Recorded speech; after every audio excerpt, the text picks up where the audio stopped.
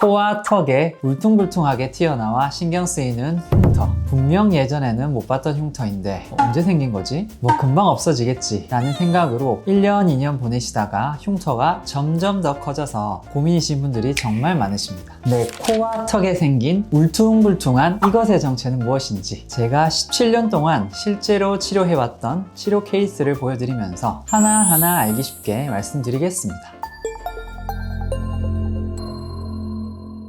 안녕하세요. 피부과 전문의 부산 피부왕 닥터 K입니다. 원장님, 오늘은 지난 모공성 흉터 편에 이어서 코와 턱에 울퉁불퉁 살이 튀어나와서 고민인 분들을 위해 실제 치료 케이스를 보여주신다고 해서 제가 찾아왔습니다. 실제로 제가 검색을 해보니까 이게 흉터의 한 종류고 정말 많은 분들이 이 흉터로 스트레스를 받고 계시더라고요. 사실 우리가 흉터라고 생각했을 때 떠오르는 이미지는 살이 패여서 붉게 보이는 자국이나 혹은 움푹 패여 있는 자국들을 가장 먼저 떠올리지만 이렇게 울퉁불퉁하게 튀어나온 흉터로 고민을 하시는 분들이 저희 병원에도 정말 많이 찾아오시는데요. 이런 흉터를 피부과 전문 용어로 비우성 반응이라고 부릅니다. 이 흉터로 고통을 받는 분들이 정말 많은데도 불구하고 이름이 잘 알려진 흉터가 아니기 때문에 내 고민을 어떻게 검색해야 할지, 어떤 방법으로 치료를 받아야 할지 막막해 하시는 분들이 정말 많은 까다로운 흉터 중 하나입니다. 사실 모공성 흉터 이런 이름들은 모공에 난 흉터겠구나 하고 바로 딱 떠오르는데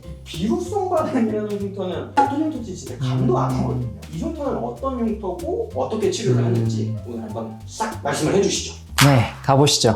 자, PD님이 말씀하신 것처럼 이름도 어려운 비유성 반응. 이 흉터가 어떤 모양의 흉터인지 특징부터 자세하게 이야기해 보겠습니다. 먼저 비유성 반응은 말씀드린 것처럼 흉터의 일종인데 튀어나온 형태의 흉터를 말합니다. 우리 피부는 상처가 생기거나 염증이 생기면 그 상처나 염증을 복구하기 위해서 재생 과정이 활발히 일어나는데 비유성 반응은 그 재생 과정이 너무 과도하게 일어나서 살이 두꺼워지고 울퉁불퉁해지게 되는 겁니다. 근데 원장님, 특히 코하고 턱이 제일 많던데 왜 코나 턱이 특히 더 잘 생기는 건가요?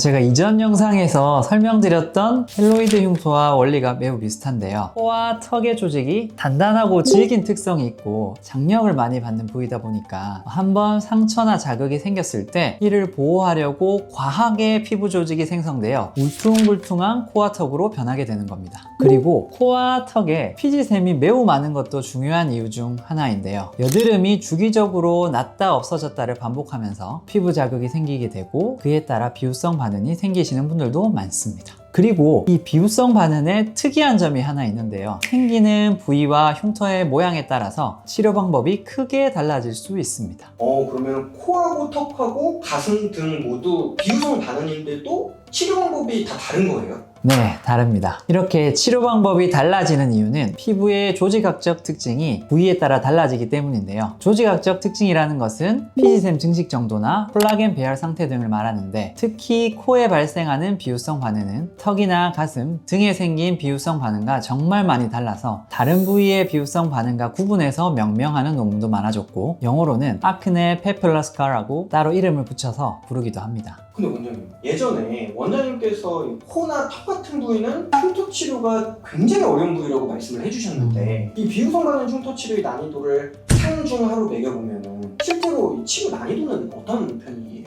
물론 케이스에 따라 다른데 흉터의 깊이와 패턴에 따라 에너지 값을 미세하게 조정해서 레이저 치료를 진행해야 하기 때문에 치료 난이도는 대부분 중이라고 생각합니다. 난이도가 상인 경우는 다른 데서 잘못된 치료를 하고 흉터 조직이 더욱 비대해진 경우입니다. 이런 경우는 치료에 반응을 덜하거나 치료 횟수가 많아지게 되고요. 그리고 치료 난이도가 높은 또 다른 이유는 코에 생기는 돌출된 병변이 전부 여드름으로 인한 비우성 흉터는 아니기 때문에 병변의 감별이 중요하기 때문입니다. 제가 여기서 또 궁금해지는 게 이 비우성 반응을 우리가 집에서는 어떻게 해결을 할 수 없을까 이게 궁금합니다. 안타깝게도 집에서 울퉁불퉁해진 비유성 반응을 치료하는 건 거의 100% 불가능하다고 생각합니다. 비유성 반응을 치료하려면 흉터의 뿌리, 즉 안쪽 부위가 먼저 파괴되어야 하는데 홈케어로는 아무리 좋은 연고를 바르더라도 주 원인을 제거하는 게 불가능하거든요. 실리콘겔 성분의 연고는 초기 비대성 흉터에 발라주면 흉터를 부드럽게 하고 붉은기나 가려움을 없앨 수 있는 정도가 전부라서 이미 두껍고 오래된 비유성 반응을 치료하기 위해서는 반드시 피부과 치료를 받아야겠습니다.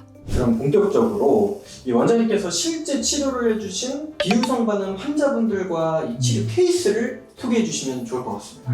네, 오늘은 제가 두 가지 케이스를 가져와 봤는데요. 두 가지 케이스 모두 비유성 반응 중에서 가장 흔하다는 코흉터로 가져와 봤고, 치료 난이도가 중급이었던 케이스 하나와 상급 흉터 케이스 하나, 이렇게 준비를 해보았습니다. 자, 이제 첫 번째 케이스 중급 코흉터 치료 케이스 보여드리도록 하겠습니다. 10대 후반의 남성 환자분이셨고, 시간이 지나면서 점점 더 커지는 코의 울퉁불퉁한 흉터 병변 때문에 고민을 하시다가 저를 찾아오신 분입니다. 이 흉터 모양을 보면 흉터 병변이 따로 떨어져 있고, 피부 확대경으로 관찰했을 때 흰 흉터 조직은 비교적 적고 피지샘 조직이 상대적으로 많아서 피지샘을 파괴하는 치료에는 치료 반응이 좋을 것으로 생각되었던 케이스였고, 그래서 치료 난이도는 중급이라고 생각됩니다. 피지샘을 없애는 치료로는 아그네스 미세침 고주파 시술이 있습니다. 사진상에서도 알 수 있듯이 병변이 규칙적이고 다른 데서 치료는 받지 않은 것으로 보입니다. 따라서 치료는 수월할 것으로 예상했습니다. 원장님, 그러면 이분은 어떤 장비로 어떻게 치료를 해주셨을까요? CO2 레이저와 아그네스 미세침 고주파 시술을 하였습니다. CO2 레이저는 점이나 평평사마귀를 제거할 때 가장 흔히 사용하는 레이저입니다. 그런데 흉터 치료에 있어서 CO2 레이저를 할 때는 피놀 테크닉이라는 방법을 많이 쓰게 되는데, 흉터를 다 깎는 게 아니고 흉터의 한 지점에 머물러 있으면서 계속 CO2 레이저를 조사하게 되면 일정 깊이까지 흉터를 관통을 하게 됩니다. 그 관통한 부분 때문에 흉터가 축소되는 역할이 있습니다. 그렇게 하고 난 다음에 아그네스 미세침 고주파 시술을 하면 훨씬 더 효율적으로 효과가 나타납니다. 아그네스 미세침 고주파는 병변을 태우는 것은 아니고 고주파열을 조사를 해서 피지선을 파괴하고, 조사된 고주파열이 콜라겐을 리모델링 시켜서 비정상적인 콜라겐을 정상 콜라겐으로 바꾸는 그런 역할을 합니다. 그래서 이분은 CO2 레이저와 아그네스 병합 치료를 5회 시술을 하였습니다. 이 사진을 보시면 이 울퉁불퉁하게 튀어나와 있는 이 비유성 반응들이 매끈해졌고, 코의 피부 자체가 약간 울긋불긋했는데 치료를 하고 나서 좀 더 밝아지는 그런 결과를 볼 수 있습니다. 두 번째 케이스 환자분은 코 흉터 치료 난이도 상급 케이스를 가져와 봤습니다. 이분의 나이는 29세 남성 환자분이셨는데 2년 전에 코 흉터에 스테로이드 병변의 주사를 맞고 울퉁불퉁했던 흉터가 더 심해지고 도드라졌다고 해서 저를 찾아온 케이스입니다. 흉터 모양을 보시면 흰 흉터들이 좀 융합이 되어 있고 서로 띠같이 이어진 부위도 있습니다. 이런 패턴을 보이는 것이 흉터 치료가 좀 어려워지는 이유가 될 수 있겠고요. 무엇보다 재치료를 할 때 난이도가 확 올라가기 때문에 처음부터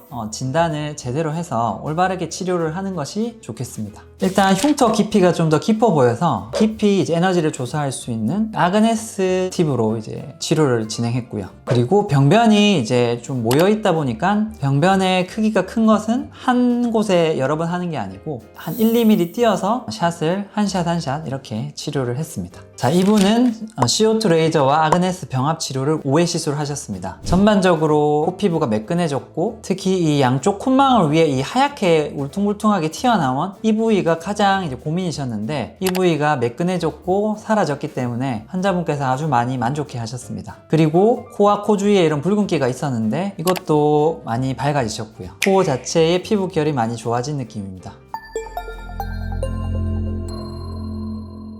자, 오늘은 많은 분들의 코와 턱에 생기는 울퉁불퉁한 흉터, 그중 코에 생기는 비유성 반응에 대해 집중적으로 이야기를 해보았습니다. 제가 언제나 말씀드리는 것처럼 흉터 치료라는 것은 개인마다 흉터의 모양과 깊이, 피부 재생 정도 등 고려해야 할 요소가 굉장히 많은 시술입니다. 그렇기에 제가 말씀드린 방법이 모든 피부에 동일하게 적용되는 것은 아니라 개인마다 진단, 시술에서의 차이가 생길 수 있다는 점을 꼭 기억하시면 좋겠습니다. 오늘의 영상이 도움이 되셨다면 구독과 좋아요 눌러주시고 주변 분들에게 공유까지 해주시면 감사하겠습니다. 지금까지 피부과 전문의 부산피부왕 닥터 K였습니다. 감사드립니다.